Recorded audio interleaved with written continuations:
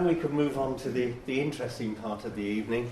And Simon, as you probably heard, is a member of our committee and has been involved with the forensic side of computing for a number of years. And I'll leave it to him to introduce himself. So, thank you very much, Simon.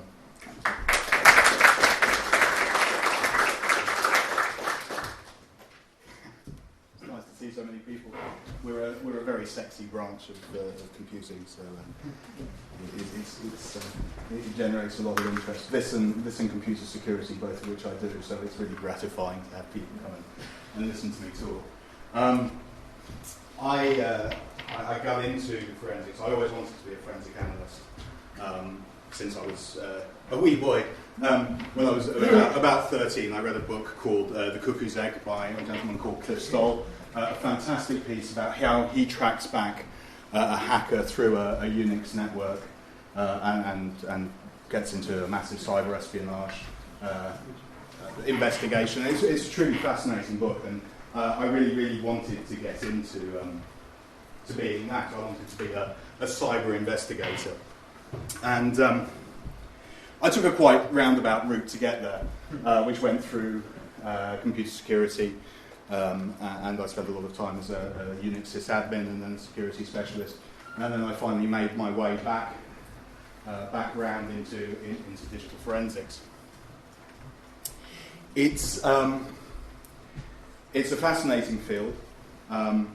It's nothing like you see on television. It's massively different. We get used to seeing people in the crime dramas on television. Either doing one of two things. You have Midsummer Murders-esque crime representation where Troy will walk in with Inspector Barnaby, flip open a laptop on a desk, start typing on it, and then follow the clues out, which is, you'll see in a minute, is not great. And the other side of it is the sort of CSI cyber, which is fantastically funny from a professional perspective, where they have these huge 3D rooms and they're swiping the data backwards and forwards and zooming in, which again is immensely wrong. But the representation of it compared to what the reality is very, very out. It's not nearly as visually exciting. It's kind of like watching somebody fill out a crossword. It's very uninteresting to somebody watching. It's great if you happen to like crosswords. And it's a puzzle, it's a process. Now, we have some younger viewers with us today in the audience, so the rest of this talk will be kept at a roughly PG-13 level. Probably the exceptions will be my language, which tends to slip. Have it from working in the Ministry of Defence for a while. Anyway, we won't go into that. But essentially, as a cyber forensic analyst, you will deal with a lot of things, some of which are deeply unpleasant. We aren't going to talk about that in public. It's something that has to be done. There are some people out there who do fantastic work. I try and avoid it as much as possible. I tend to focus on fraud and computer crime, not the other stuff. But there are some brilliant people who deserve a lot more credit than they get, and a lot more money than they get. So anyway, what is forensics? It is the application of science to presenting evidence in a courtroom. It comes from the Latin, forensis, that means before the forum. So you used to go in front of a group of your peers, well, not your peers, I mean the forum. You didn't have a right as a mere pleb to be judged before the forum, but if you were high enough ranking, you would get there. And it pertains to presenting a case upon the merits of which it will be judged. It's very much a legal term, and we consider it like that. The first actual documented case of sort of scientific forensics actually being used dates back a huge period of time, back into 1248, when the Chinese gentleman, Song Si, wrote a treatise on how to determine whether somebody had been strangled or drowned. Okay, the first application of determining how somebody had been killed and presenting that as evidence and it's to do with whether they have water in their lungs. It's still the same test today. You know, if you have water in your lungs, you've drowned. If you don't, you probably didn't drown. If you have fresh water in your lungs, you didn't drown at sea.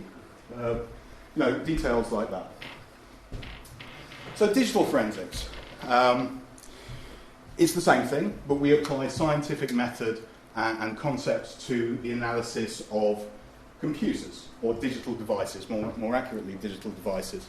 Our MeetSpace colleagues get the fun blood splatter and gore and stuff, but we get everything else. So we get computers, laptops, cars, sat-navs, phones, tablets, smartwatches, video game consoles, Internet of Things.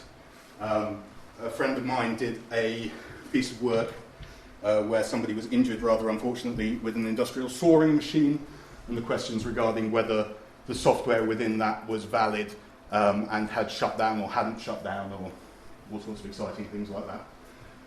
So we can deal with a great many things. If it has a computer in it, if it has a digital component, that's for us to deal with. Personally, I quite like the really weird stuff. I've had set-top boxes come to me. CCTV systems are quite good fun. Networks, I like networks as well, where there's multiple computers. And the interactions between those. The whole of forensics, MeetSpace and digital, works upon something called Locard's exchange principle. Locard was a French scientist, and he hypothesized accurately that when two things interact, there's a trace. Okay, so whatever, well, he's got a lovely quote, he was French, of course he sounds wonderful. But essentially, any two things that interact, there's a trace. Okay, so I walk through this room, I leave DNA all over the place, footprints, mud, the general detritus of life. When you connect to a computer, you do exactly the same. I mean, apart from the fingerprints on the keyboard and all of that. Nothing will happen if something doesn't change. So there is a cause and effect, and there is something usually that we can see and go back and investigate as to what has happened. It's not necessarily permanent. It may be transient, it may disappear, it may be ephemeral. But it's certainly at some point, if there is no action, there can be no carry-on action. So something has to happen, something has to change. Otherwise, it's a brick, it's a doorstop, it doesn't do anything.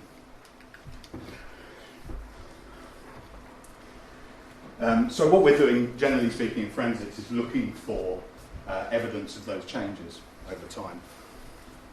We have a sister field called incident response. They're the people who panic rapidly when your computers get hacked in an office or a university environment. They're the people who ran around when the NHS got their crypto ransom malware. And the difference between them and us is A, they don't end up having to present it in court, so they can be a lot messier than we are. And B, they're in much more of a hurry than we are. And I say that we could do this work at leisure. We have the evidence sent to us, or we collect it ourselves, and then we can work on it for a period of time. In theory, I have received instruction, having been to court this morning in Maidstone, which is a long way from here and not very nice. I was in court this morning, and I have instruction that I need to deliver by Monday, so leisure is a very relative term. Because once a court case starts going, judges don't like to be kept waiting. So we can get quite rapid things. But they're an interesting set of fields. We learn quite a lot from them. And we have the opportunity to do more in-depth research over time that we feed back into the incident response community. So, forensicator, it's a term that really upsets one or two of my colleagues. But I got really fed up of going, I'm a forensic analyst. We carry out a forensic analysis. So we forensicate something, and I'm a forensicator. There we go, problem solved. Quicker to say. So generally speaking, in the work that I do, there are two sides to the coin. There's prosecution and there's defence. And we will be instructed by one or the other. And what you're asked to do will depend largely upon who's instructing you. So the prosecution will come to you and say, here's a computer, please find all of the evidence that so-and-so did this. And the defence will come to you and say, here's the prosecution report, please prove that so-and-so didn't do it. It's not quite the same question because it's a lot easier. I do defence work, and I'll admit this up front. It's a lot easier to do defence work because all you have to do is disprove the prosecution work. They have to prove a case, I have to disprove them. So if they don't say it, I don't have to say it, technically. I do, and that's a different thing. When I write a report, we're bound by this, that we tell the truth, the whole truth, and nothing but the truth. So if I find something in the course of my investigation that the prosecution hasn't picked up on, I will report that back. The defence doesn't have to serve my report. It's a quirk of the legal system. The prosecution has to tell the defence everything that they find and everything that they have. The defence doesn't have to tell the prosecution squat. Okay? So we could find all of the evidence in the world that will convict this person, and I will send that back to my defence barrister, and he will throw it in the bin. I still get paid, so it's fine. And as I say, occasionally they go, could you leave that out? And you go, no. Because we have to tell the truth, the whole truth, and nothing but the truth. When you stand up and you take an oath in court, when you turn up either on a Bible or another holy book, or just you promise, it's called an affirmation. But that's a legally binding thing, and you will be done for perjury if they find that not to be true. I went and I did a training course in London. We had a skills workshop on how to give evidence and stand in the dock and be convincing. And it was given by a defence lawyer. And it was actually given at New Scotland Yard in a room full of policemen. So it was quite a hostile audience for a defence lawyer. And he turned to us and he went, so you may be asking how it is that I sleep at night in my big, soft, comfortable bed, because he's being paid a hell of a lot more than a police officer is. And he said, the answer to that is, if you're doing your job properly, I don't have to worry, because you'll be found guilty. It's up to you, as the prosecution, to sort that out. And actually, for me, I have the same luxury. I can defend somebody and I can tell the truth, but at the end of the day, it's not up to me to find somebody guilty or not. It's up to a jury. And I can only present evidence as I find it and as it stands as the truth. In order to help us to get to a version of the truth, the Association of Chief Police Officers, ACPO, what a great acronym, gave us some guidelines, as to how they expect us to behave. And they boil down, or in fact, they don't boil down, they're stated clearly, it's four things. The fourth of which is there has to be a police officer in charge of an investigation, which doesn't really apply to the rest of us, but it exists. The first principle, effectively, and we're into the sort of digital equivalent of the Hippocratic Oath for doctors, is that do no harm. So no action that you do in your investigation can change data or should change data, which may subsequently be relied on in court. So this is where Troy opening that laptop becomes a really big problem. Because as soon as he opens it and turns it on, data on that laptop changes. Okay? He types something in, data on that laptop changes. Because of Lockhardt's principles that say when I carry out an action, there will be an effect, things on that laptop change. So he breaks principle one. So that's now, I would have a strong argument for making that inadmissible. So what we do in order to get around this problem is we take a copy. Okay, so we generally, not always, shut a machine down completely, power it off, pull the plug if it's a desktop, pull the disk out, and then we take a bit-by-bit copy of the disk. Now, I think everybody in here has a reasonable level of computer science. So a disk is full of ones and zeros that make up your data. Okay? And we take a copy of that that has exactly the same ones and zeros on it that we then work with, rather than using the original item. And we're really lucky as digital forensic analysts, because we can do this. It's very hard to take an exact copy of a blood splatter and then do things with it, and then go back and take another exact copy of a blood splatter. And if you're doing experiments with blood or materials, every time you do an experiment, you're cutting a bit away of the original material to work with. We can make 1 million copies that are exactly the same and do the same experiments, different experiments, whatever we like. Share it out amongst different examiners, and we always have the same evidence to work with. Volatile evidence, so stuff that's in memory, can be very important. It's used a lot in incident response. So when you have somebody who's hacking into a system, and you want to find out where they're moving stuff, you can look at the tables in memory, you can look at the connections that are active at a given time. And that volatile information disappears the second you pull the plug. For incident response, that's great for us. We lose all of that information. We can collect it, it is possible to do it, but we suffer from this you can't change things problem while we do it, because in order to collect it, you have to do something to the computer to get it out. I've never actually seen volatile data presented. There's a lot of work around it and how to do it, but I've never actually seen it turn up in court to this day. And part of the thing that really helps with that is that one of the things you would want volatile data for is to deal with encryption, because if you have an unencrypted laptop, the password is held in memory, or the keys are held in memory. You would want those, because as soon as you turn it off, the laptop becomes encrypted.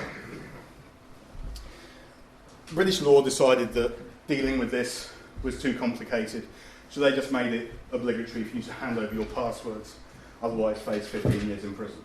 So we just ask you, you tell us you can't have them, we throw you in prison anyway. So it's quite an easy system for us, because you can't have encryption that we can't break, because you have to give us what the password is. The second principle is the one that allows us to do things that may alter data.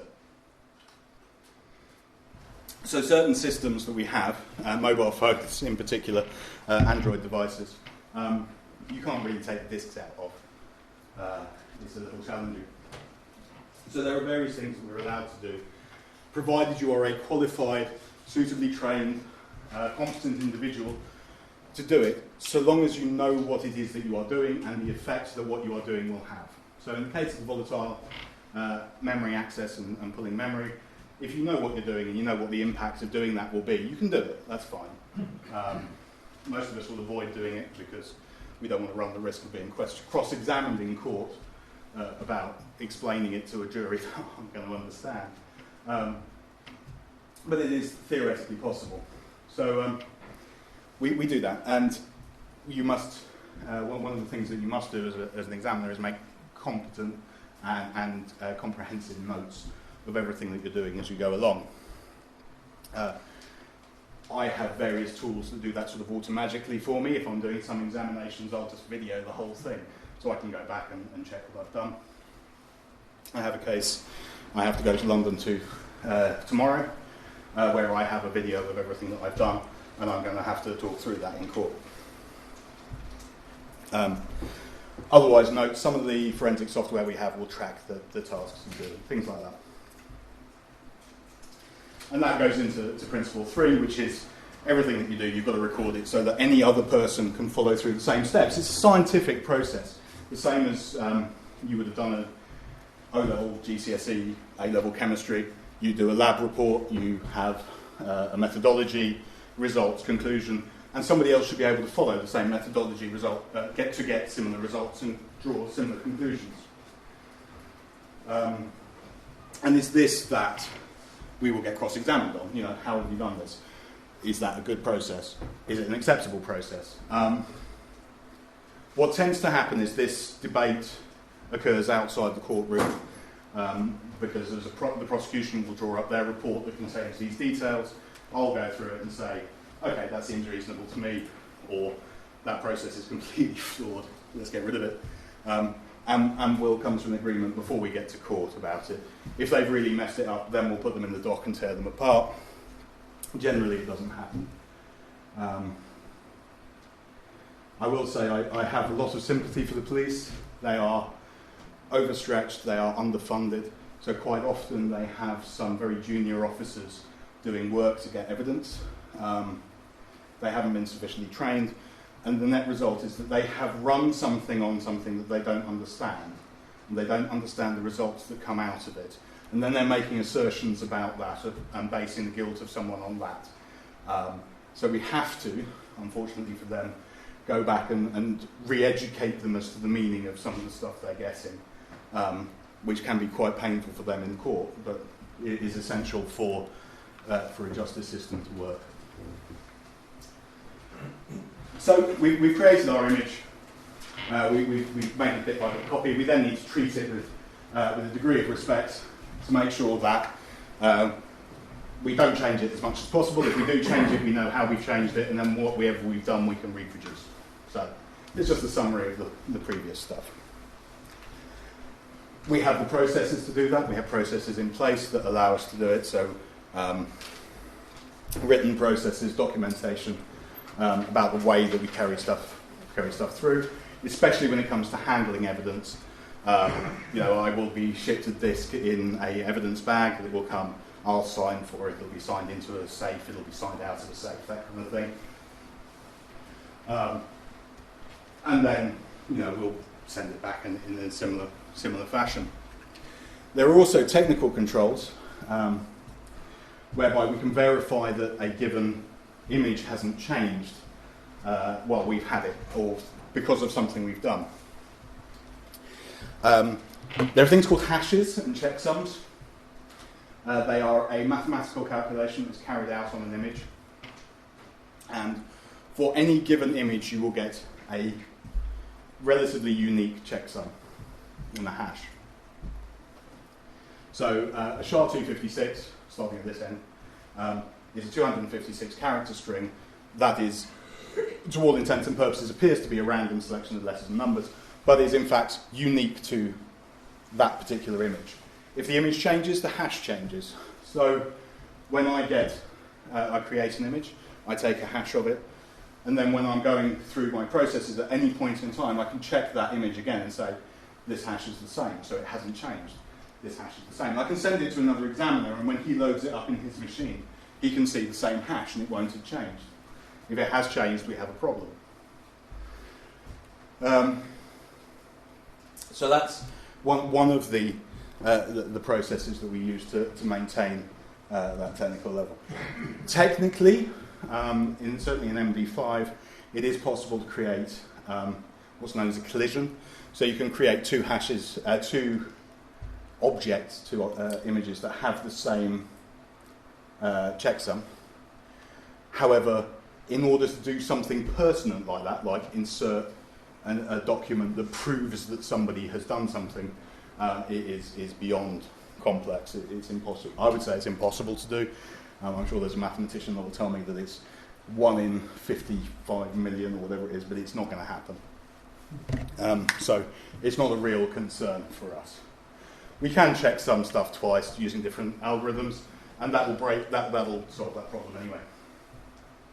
So in the title, I should have said how I learned to love hexadecimal, and it was one of the biggest shocks I came across when I started studying forensics was that you look at a lot of screens that look a lot like this. And this is why it doesn't look anything like they show you on TV. So I'll open this one up to the floor.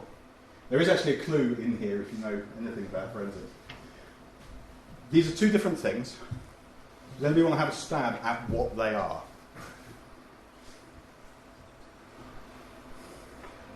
Asking space characters and Yeah, it's got what nulls, FFs, which are obviously MAC adders.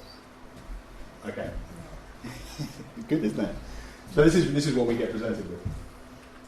The one on the left is actually the start of the hard disk in that laptop. It's the first few bytes of the hard disk. So it actually is the bootloader and boot sector. And if you, I'll show it to you in a minute. In a minute. And you can see it says, this is not a valid boot disk and things like that if you can't find the boot sector. The other one's the headers of this picture. It's my cat. our cat, the cat. And you can see that I mean, it's data, and that's what data is it's data. And we can get a lot of data in a given case. And it escalates quite rapidly. I mean, if we go back here, that's it's 8 by 8, so 16 characters across by. So that's not even close to a K of data there. 1 kilobyte, and you're already looking at a full page of text. And that's 1,000 bytes. A song here, 5 megabytes. A movie, 5 gigabytes. Actually, that's a bit excessive. Most of my movies, I don't ever download movies illegally. But most of the movies that people would download illegally are about 2 gigabytes. They're nowhere near 5. And 1 terabyte is about 6 million books stacked up. I had a terrorist case the other day that was 7 terabytes in size. So 7 times 6, I'm not great at maths, is a lot. And that was a lot of processing to go through, especially if you're looking at it like that, which we aren't. Not a lot anyway. So when we're looking at this stuff, what we're looking at are 2 things. We're looking at the data itself, so the picture of a cat or a document, or a spreadsheet. And quite often that's actually as far as we really need to go. People are, depending upon the crime that you work with, a lot of it is actually about the information that's being transmitted. They want to know where it's come from, so was it sent by email, was it like that? But it's about the information itself. The crime has been committed by forging a document. What does the document say? I bought 5,000 shares. It's that information that is the crime, not the thing. So we do quite a lot of work which involves finding things for people, so files. On the other side of it, we have metadata, which is the information about the information. Okay, so you have a file. When was it created? Who created it? When was it last edited? What was it edited with? How many times has it been edited? Has it been edited since the first person who edited it submitted it to the thing, and has it been fraudulently added to? These kind of things. That's the metadata. There is kind of another level, which you get taught a great deal about as a forensic analyst, but actually comes up very little, which is the metadata, which is, this machine was installed on February the 15th with Windows version 12. It doesn't really matter all that much. Occasionally it does. Quite often when people have reformatted or reinstalled their laptops in order to try and hide evidence, we get asked these questions because it's interesting to know in the chain of a case when they've actually decided that perhaps I should start hiding my things. So that's another thing. So metadata, so this is the file metadata. So you've got file creation time, modification, access date. I downloaded this earlier this evening, as you can see, before I came, just to make sure it worked. But these things are varied depending upon what the file is. And you've got the other stuff, the file name, the sizes, and all of these things. The internal metadata held inside a JPEG file is fascinating. And depending upon what has taken its pictures, I'm a big fan of pictures, the amount of information stashed in them, and quite often including GPS coordinates and other things, serial numbers of phones. So this is metadata from an image file. It's not actually a cat, but it doesn't matter. So you can see you've got the file name. The model of the phone, this is taken off my phone, so it was a Huawei phone. The model number. It was edited in Lightroom before it was pushed up, so I can tell you that something happened to this. It was actually converted to black and white, so which is a black and white cat. I don't know why I bothered. So it's in Lightroom. The time that it was taken, you can see it was taken earlier this year. Shutter speed and all sorts of other joyous things. in there, whether the flash fired or not, focal length of the lens. And like I said, in some of the other things, Apple iPhones are quite good. They'll tell you the model number. If you've got GPS tagging turned on, it will tell you where it was taken.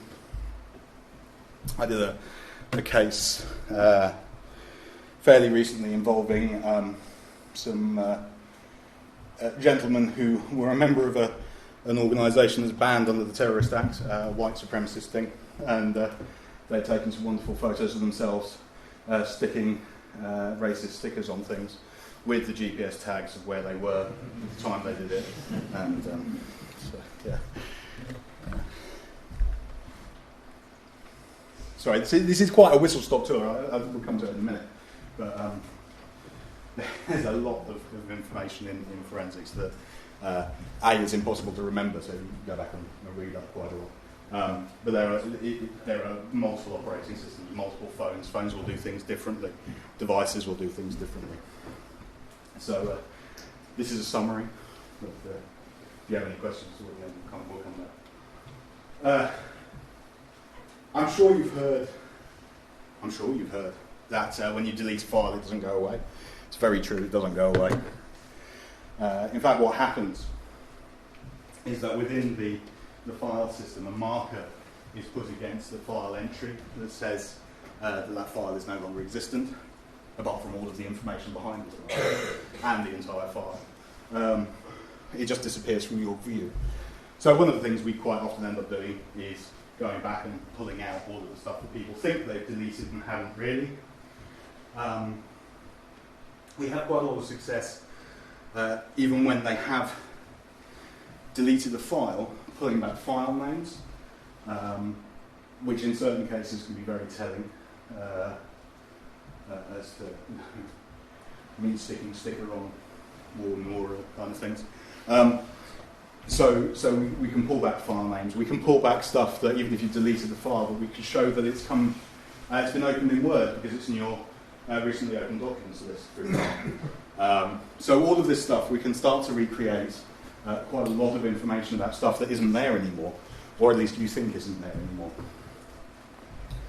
Now, when the file is deleted, it's marked in the file system as not being present anymore, so you can't see it. But it's also marked as being an available area of disk space. So at some point, it's possible that it may start to get overwritten. Now, this can happen in a number of ways. It may be that the entry in the file table is overwritten, but the file isn't touched at all.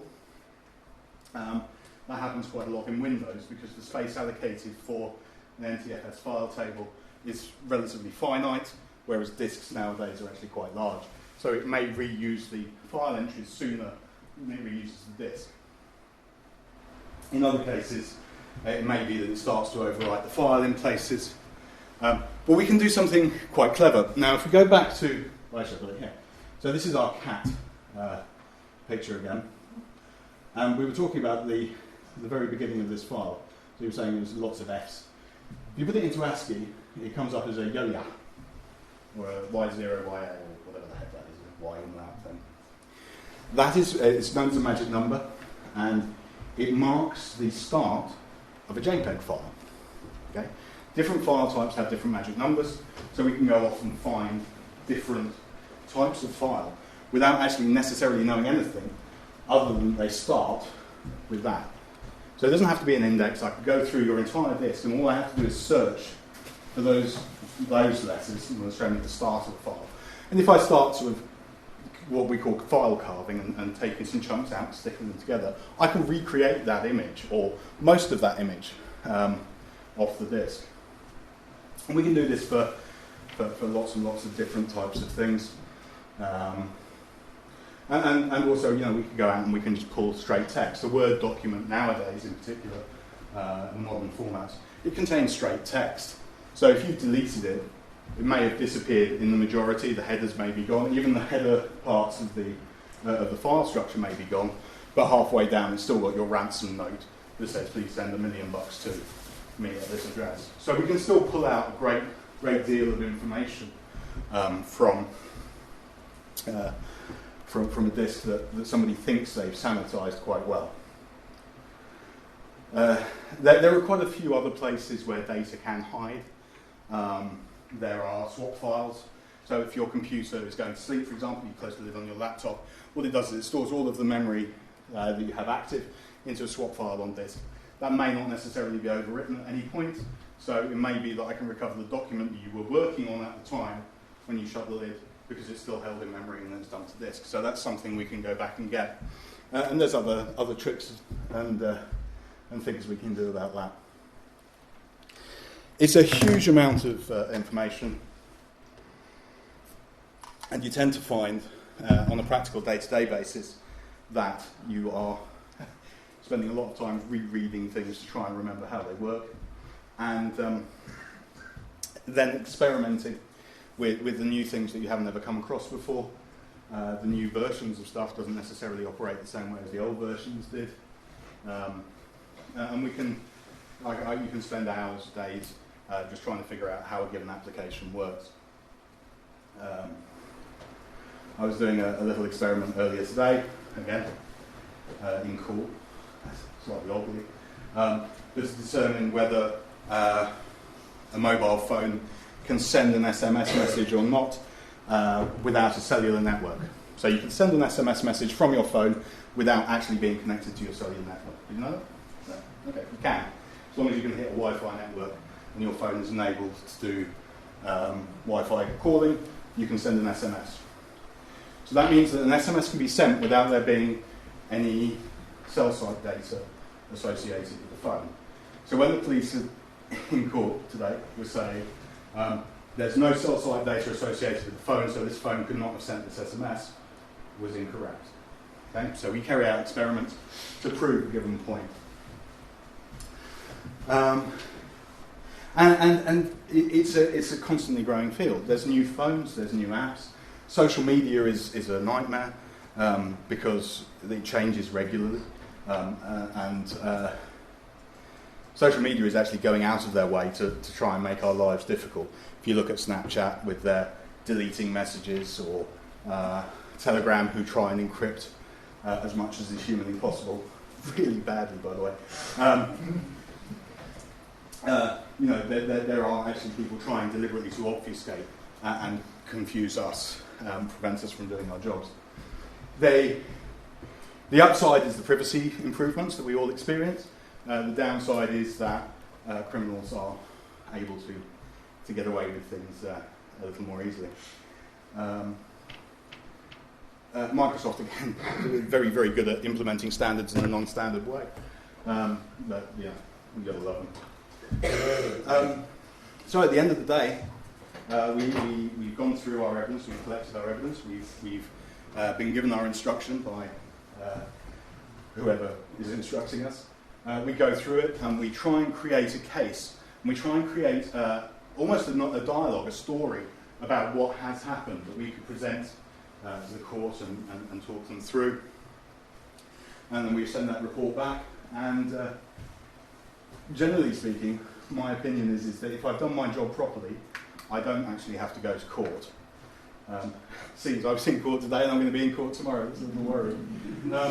But generally speaking, we talk about facts, and we come to an agreement, and there's a statement that goes in, agreed facts, and that goes to the judge, and that's put to the jury as agreed facts, and that's the end of it for us. Sometimes they don't agree, sometimes there's more explanation required, but that's the end of the process for us, until they ask the next question, which frequently happens. I've written 5 reports for one case, having sent it in, and then they've gone, oh, but what about this? So yes. I'm more than happy to take questions, and for the first time ever, we are doing a live, not live, I'll take that back, we are doing a post-talk question session thing on Meetup. It's on Meetup. Yeah. I have a link for it, I will read it later. So, like that, but in the time being, would anybody like to ask anything? And please keep it PG-13 until after. Wow, cool. Start at the front and work our way back. I'm fascinated by your comment about Microsoft, because I feel the same thing. But I thought the real issue is, I think it's incompetence or it's deliberate. deliberate. Why?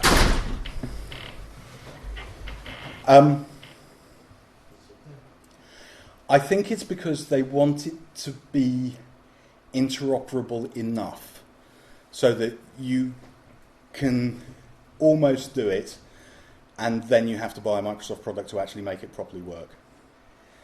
It's definitely not incompetence. They're an incredibly clever organisation.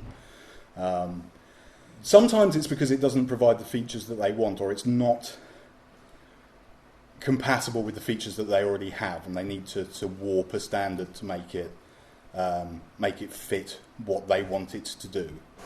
But it's definitely deliberate, and I think it's to keep selling stuff. Do you think it's just because they like to keep their speed to market very quick, so that they're constantly striding ahead of the crystallised standards? I'm playing. I realise you are. But my impression of Microsoft is they've always tried to run fast and forget the quality, and that allowed them to hit the market cheaper and quicker than the competitors. No, because I think the thing is that the standards have often been well documented for some time before Microsoft fails to implement them. So I think it wouldn't be that they were rushing to get it to market. Yeah. But an area where they haven't really been successful is in the browsers, where half the code that you write begins if Internet Explorer. Do something else, yeah. Have you seen they've just released Edge for Linux? So you can now get the Edge browser on Linux. Apparently, I'm not ever going to run it, but you can apparently get it. But yeah, and again, I was going to say, this laptop I've stolen out of the office for doing the PowerPoint, and it's set to go to Bing, and I've never used anything so awful in my life as a search engine. It's terrible, and a lot of it, I think, is just that they have enough money to keep going, and withdrawing from the market would be embarrassing at this point. So I think they just kind of carry on regardless. So. How often do you find evidence that there may be relevant things stored like in the cloud somewhere? Like, what if you came across like an S3 key like on a disk? Would you be able to just use that to access the S3 bucket? The answer is if we came across it, yes, we would. In reality, has it ever happened? Not that I'm aware of. Cloud storage tends to be limited to Dropbox and Gmail.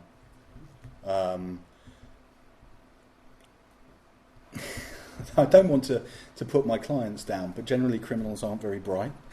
A lot of the crimes we do are very. No, let me rephrase that. They're not very computer literate.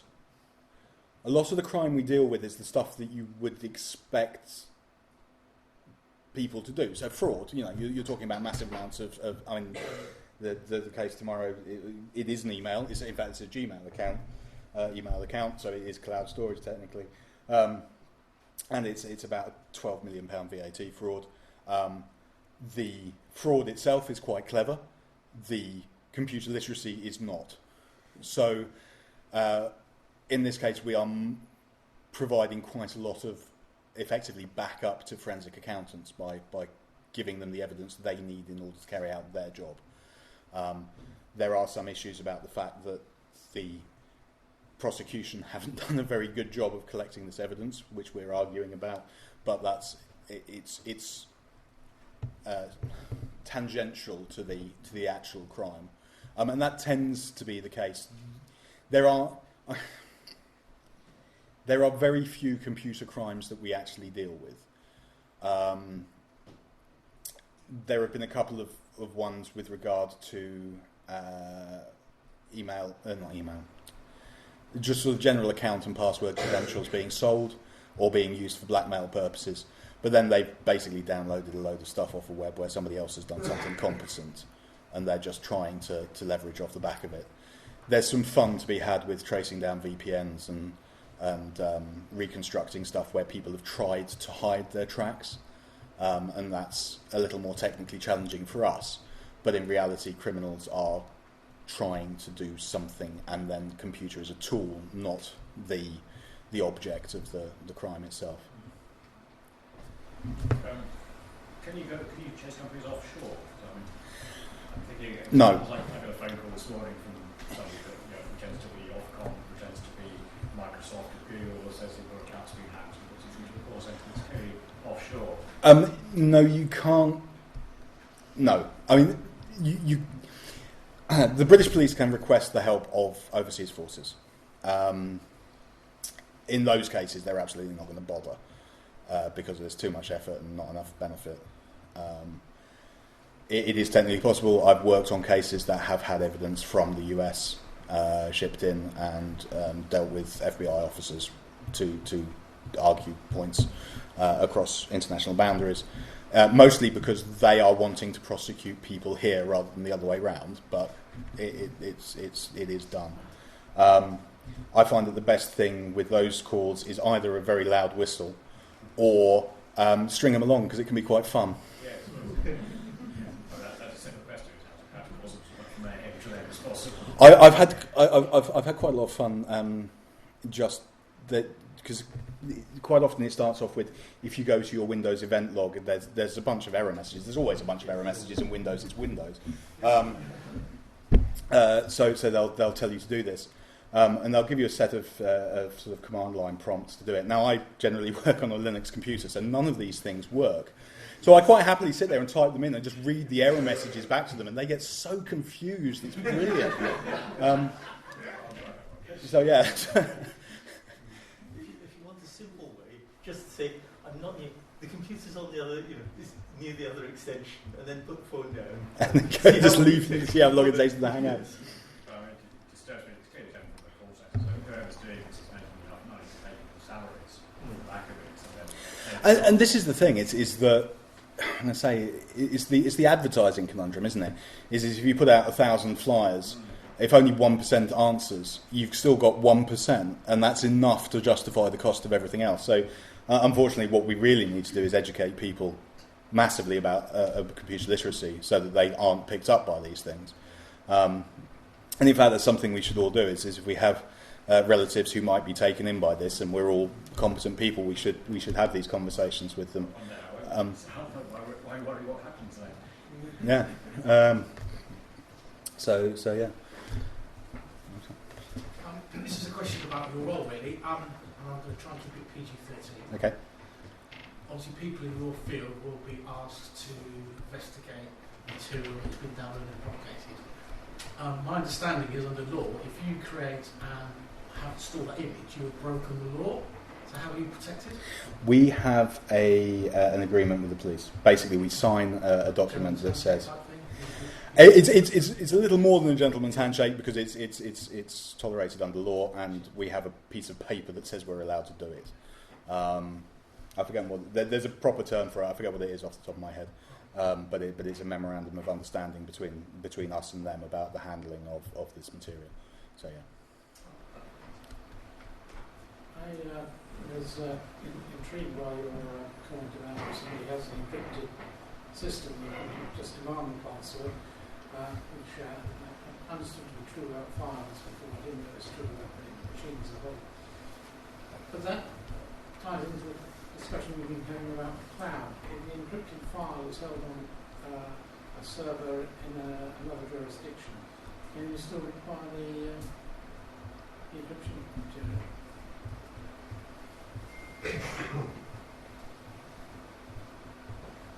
That's a really good question. I don't actually know the answer. I suspect not. I suspect legally not. But I can say it's not a scenario that's come up yet. To be honest, actually, the password thing's quite interesting as well, because I've forgotten seems to get you quite a long way in some cases. So we'll see. And also, it's another one. It depends largely upon what the punishment for the crime is.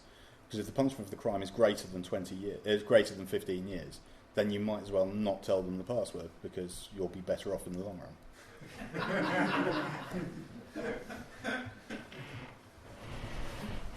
Who employs forensic The police do on one side. They have their own analysts.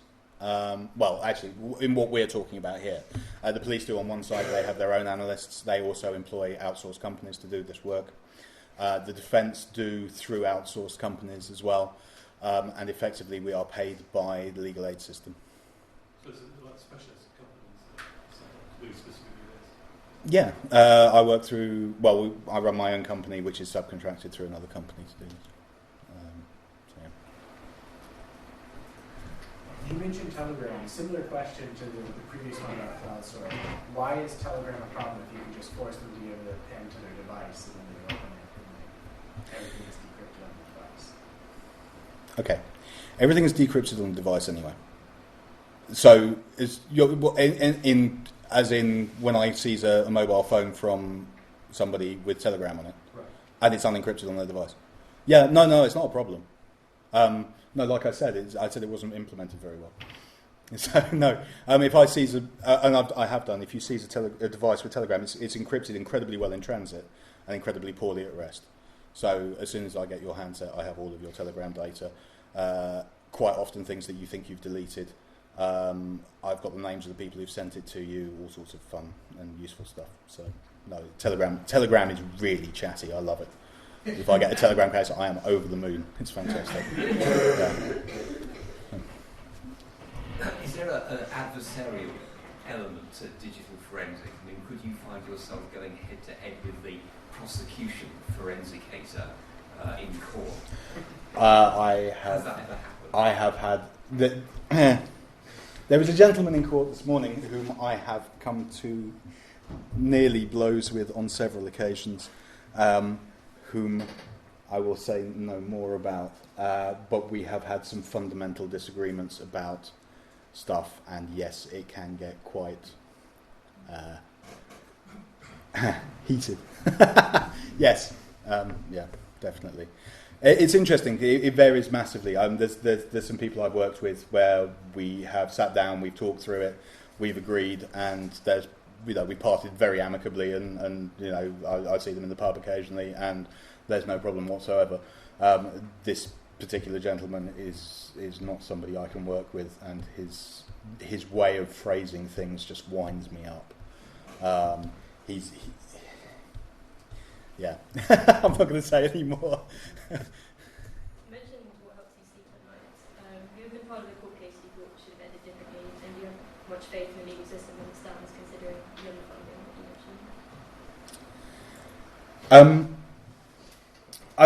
mentioned. There are court cases I think should have ended differently. One in particular wasn't that he was found guilty or not guilty. He was guilty. I mean, I know he was guilty. He knew he was guilty. Everybody knew he was guilty. The fact was, though, is that he hadn't actually achieved anything by being guilty. He'd gained no money. He was a terrible criminal. He'd attempted to hack in and defraud a pension system and had got nowhere. In fact, this is the FBI case. He just happened to have been caught by the Americans, and they dropped the book on him. And for somebody who made no money from it, he ended up with a 3-year sentence, which is ridiculous. He should have had a slap on the wrists, suspended sentence, and been told to, improve, if nothing else. So yeah, there are things like that. There was another case I did where we succeeded in getting the gentleman off. And he had been accused of downloading material of an unsuitable nature. He was only a very young man, and he was a basketball coach, and it was the only thing he was good at.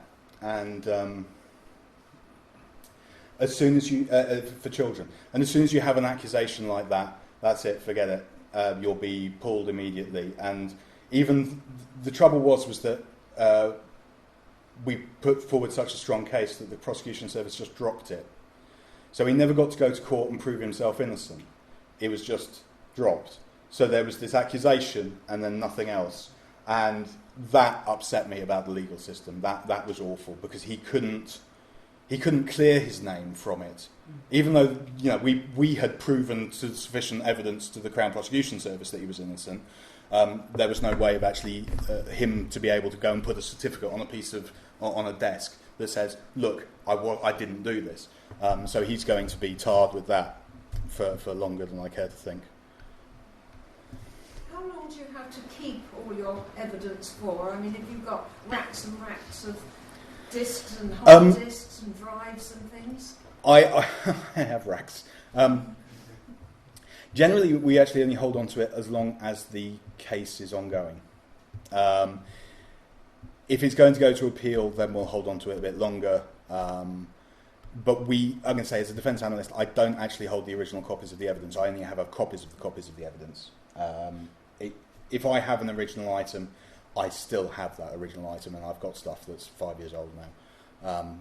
I probably should get rid of it, but I haven't yet. But the other stuff, no, I tend to wipe it periodically and go through a cleansing process and free up some safe space. Is it part of your job to, when you assemble the evidence, to put together the timeline or the scenario? I'm going to say it depends a lot upon the way that the instruction is given. I have spent a long time drawing up timelines in some cases, and in other cases, I have been told. I've been told exactly what exactly what they think has happened, and they've given me a timeline for it, and it's been a matter of going yes or no. So it depends a lot upon the instruction that comes in. If you say no, you say no, but... Yes, it's usually a no, but this is what happened, or yeah. So it sounds like you work mostly with the actual physical hardware that they might have, all the copies of the data that was on that. Does your job ever take you onto the internet in any way? Say you find so we do. I can say browser history is an interesting one. Yes, I have followed up upon links that I have found in browser history for specific cases to determine what sits on the other end of the URL. You have, depending upon the case, you have to be very careful about that kind of thing, because you don't want whatever caveats are given to you for possessing things, they don't apply to downloading it yourself. So yes. Yes, we do cloud investigations. We go and hit the iCloud accounts and download files from there. We'll do Gmail and Google accounts. Dropbox we've done before. So there's a number of things we will go and collect information from as part of an investigation. Are you ever expected to search them out on social media or anything like that, or is that more the prosecution side? It tends to be more the prosecution side of things, but again, we've done Facebook downloads. We tend not to do the contact mapping kind of stuff purely because it tends to be done by the prosecution before we get there. They are more interested in intelligence-led policing than we are. So, yeah. I'm going to preface this question, I know it's going to sound a bit weird, but I worked in an IP law firm for a while. They had a lot of sensitive data that was on hard drives and things like that, and they used tools to completely delete it off the system, ideally. How effective are those tools in your experience? It depends on the tool. Some of them are excellent. DBAN is superb. If you want to use if you want to wipe something from a disk, use DBAN. I will caveat that with some interesting information. Hard disks are getting really quite clever. So it's especially spinning Rust ones, not the. Well, it's true of the SSDs, but not so much. If it starts to find bad sectors, they've got quite a lot of spare sectors on them. So if it starts to find bad sectors in the section, it'll copy data off there and move it to somewhere else, and then it'll effectively just pretend that old bad sector didn't exist. When you run DBAN, it'll only wipe the sectors that it knows exists. So there are tools that can go back and recover some of the information that may be held in other sectors that are no longer accessible through the normal firmware of the drive. But DBAN is very, very good. Conversely, there are some tools which you would go on the internet and search "wipe my disk," and they'll charge you £20, and they would be as useful as a chocolate teapot. So no. Now again, you mentioned some of the tools you're using. Are these commercially available software tools that you're using for interrogation, or is it? I use a selection. So I have a commercial version of this. So there's a program called WinHex. There's my mouse. There's my mouse.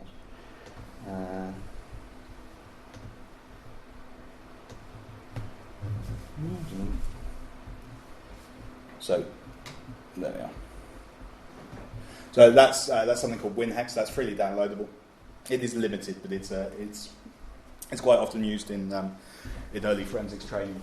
I have a commercial version of that, which has more forensic tools in it. Predominantly, I actually use open source tools because I'm a Linux fan, not a Windows fan. So I do various sort of things. I have a disk editor that looks remarkably similar to that called 010 editor that lets me do all of the things that I can do here. I use Autopsy and the Sleuth kit in various configurations and in other scripts to do it. I script myself. The operating system itself is incredibly powerful because I can take a disk image, mount it read-only, and then just search for files using find, grep, all the good Linux commands, which, depending upon the case, may well be enough to provide the evidence that's required. And again, the Linux operating system, ls-l will show you all of the file metadata that you could want and dream of anyway. Aren't most of the systems you're analysing Windows? Systems or Android? Everything. I universally use a Linux box for everything. I mean, I've done. If you get a disk copy from a Windows system, do you not need to use Windows tools to? No. I'm going to say there was a little period of time where HPFS, so Mac OS drives, wouldn't mount properly under Linux, and you had to faff about. But now that's standard, and that'll mount fine as well. So that's not a problem. I do have a Mac, which I used to use for those, but I don't really do that anymore. Android is straight Linux anyway. iOS on iPhones and iPads is a Unix derivative, so that'll mount nicely, and you just wander through those. I can say it's funnily enough, the weirdest ones that don't mount are things like CCTV systems, which have their own really weird file formats that you end up writing parsers for, and just to get the odd picture out is fun. But yeah, but Linux is pretty much the optimal operating system for doing anything. Who am I kidding? It's brilliant. The only trouble is I then have to switch to my Windows machine to write Word reports in to send to everybody else, which infuriates me. And the idea of using Office 365 would be brilliant, except it won't let me do footnotes, which is a horrible omission that they really need to fix. So yeah, like that. Right. The government's very keen on restricting encryption. What's your views on that subject? I think the cat's out of the bag already, isn't it? It's like trying to get the genie back in the bottle. Pick a metaphor. The idea is this week I've spent 3 days in Manchester trying to lock down NHS systems so people don't steal personal patient data, and then I'm doing 2 days in court doing this. If I couldn't encrypt, if I had to get a license or there was backdoor encryption, the first part of this job would be impossible. I couldn't forget it. Computer security is out the window. If we ban encryption or restrict encryption or put backdoors in encryption, forget it. I'm going to become a vet. I think. I don't know. Anything but it's just going to be impossible. The opposite side of that is it's kind of. I don't want to take the American mentality as if you ban guns, then only outlaws will have guns, which is stupid in gun law. But in forensic, in encryption, it's kind of true. It's not going to stop people who want to encrypt files from encrypting files. The information's there.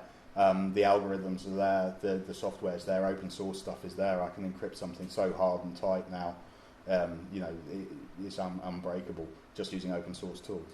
They're not going to be able to pull every copy of Linux off the shelf in ever, so it's not going to go away. Yeah.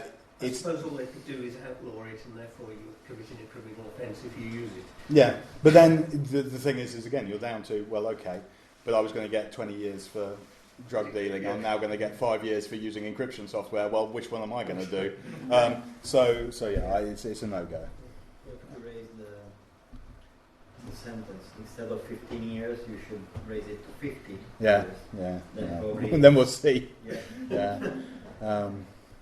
No, the government various at the moment we're party to a lot of ridiculous things that are going to be said by a lot of ridiculous people about cybersecurity and the legal. I mean, the other day even we had the what was it?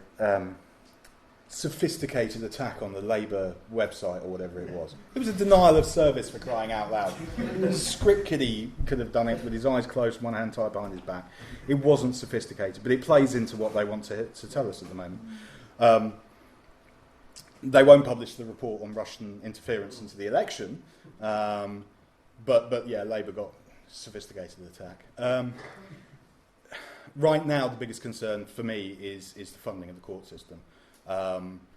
You look at a court, if you actually go to a court building, they are decrepit, they are old, the heating doesn't work, half the courtrooms are not fit for habitation, so they don't use them, which means that only half the hearings are being done, which means that there's a backlog, which means that people are being held for, or are on tenterhooks for a year plus before they'll get their case heard. So, you've been accused of something,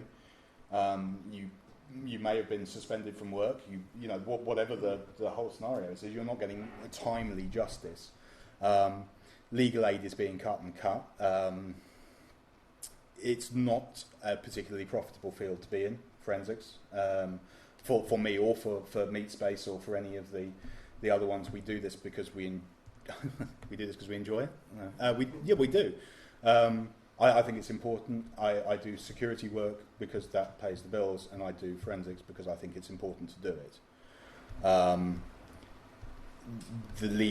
The price of legal aid at the moment is appallingly low, and you have to put in a very competitive quote to get the work in the first place, which doesn't help.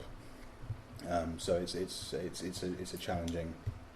And the net result is that we'll put in the quote, say for a case, we'll say, okay, look, we'll do 10 hours on that, but you'll hit 10 hours, and it's like, well, I'm not going to work for free, but this is how far I've got, and you end up writing a report going, well, I recommend you do more investigation, and then it's up to somebody at the other end to say, well, okay, yes, we'll authorise more investigation work or not, and sometimes they don't, so they get a very limited view of what the actual evidence is.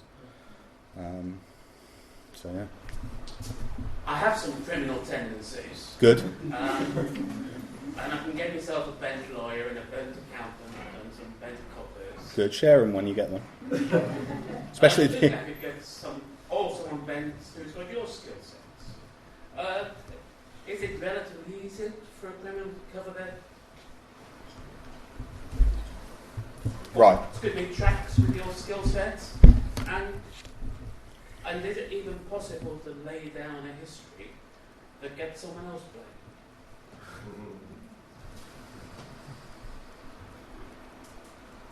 Yes. Well, it's.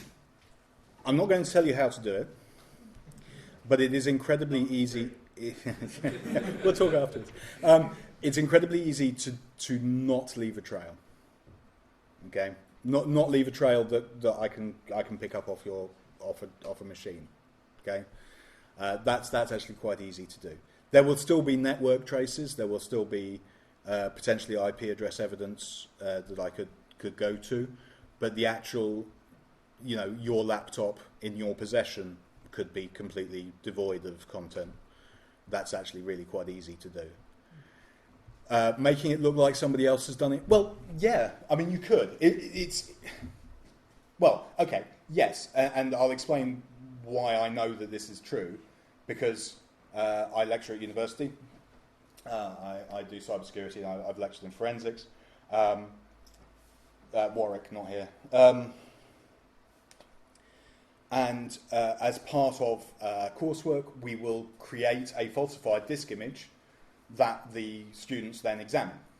So I can create an image that contains evidence that I expect a student to find, or not find, depending upon how competent they are, that simulates a set of behaviour. I haven't necessarily carried out that behaviour. I haven't necessarily carried out that behaviour in the time frame that it appears to be carried out in.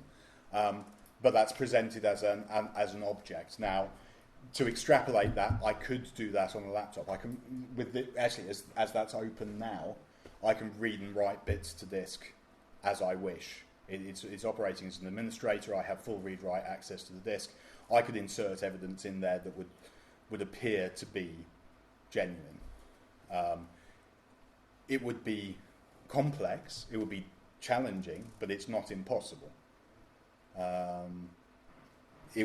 The challenge over time would be to maintain that consistently. But if you wanted to frame somebody instantaneously, yes, you could probably do it. You drop a laptop in their lap that showed that they'd done something, and then call the police. Yeah, quite possibly. Now I've got about 14 questions. Okay, cool. Yeah. First of all, what is the most unusual skill that you've acquired while doing this that you were never expected to learn? 2, what do you think about dark web and deep fakes? 3, Hang on. Should we go through these in order? Should we start with the second one, because it's easier to answer? The dark web is fascinating. Okay.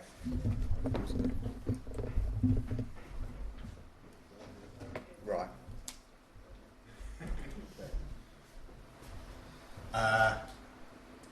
The usual diagram that people draw is the iceberg. Okay. Which is, well, it's a third above the water and 2/3 underneath. That's a terrible diagram. So you've got the web here. Then you have the deep web. Okay, this is often referred to as. And then you have the dark web. Okay. It's not that exciting in some ways because these are just IP addresses that have a DNS entry. Okay, so you want to go to Apple, you go www.apple.com, and it will take you to their web page. Deep web are IP addresses that don't have a DNS entry. So if you go to 82.33.129.6, I don't know, a random number, it may have a web server on it, but you don't know what it is. Lots of companies are running portals and VPN access and all sorts of stuff in this area, which are perfectly legitimate business things that just aren't allocated to a DNS entry. And then you've got this little bit at the bottom, which is the onion stuff, the dark web stuff, which is, they're still IP addresses, they're just a little bit sort of hidden a bit more. And it's there that you do the drug dealing, gun buying, kind of hire your assassin stuff. I've wandered around it a little bit. Going onto it is not illegal. Buying things may be illegal depending upon what your jurisdiction is. I suspect that probably about 90% of it is utter rubbish. They will take your money and you will never see the gun you paid for. You won't get your drugs. It's just a con. And they certainly won't assassinate somebody for you. There was a lovely case that came up. I think it was somewhere in India where somebody had hired somebody on the dark web to carry out an assassination. And he'd paid him 100,000, whatever it was, rupees or something. He'd subcontracted it to somebody else and paid them 80,000, who subcontracted it to somebody else who paid them 30,000. And by the time he got to the end of the chain, the guy who was supposed to carry out the hit was actually so upset that he only got £5,000 or whatever it was. He actually went and reported the other guys to the police for trying to hire him to carry out an assassination, and they convicted a lot of them. So I think a lot more is made of it than it really is. It's quite fun to go and wander around. There are some places that deal with undesirable material that exist. They existed before in different ways in that sort of deep web section anyway. Then I'm going to say we try very hard to make them go away. They won't ever, unfortunately, but we'll keep going. Sorry to have to bring this to a close, but we get ejected from here at 9 o'clock. 5 minutes ago. 9. If you want to carry on this discussion, I'm sure we can do that outside. Yeah. Where we had our sandwiches. Sorry. And on Meetup. Yes, that's right. So if I can draw the formal session to a close, just by thanking Simon very much for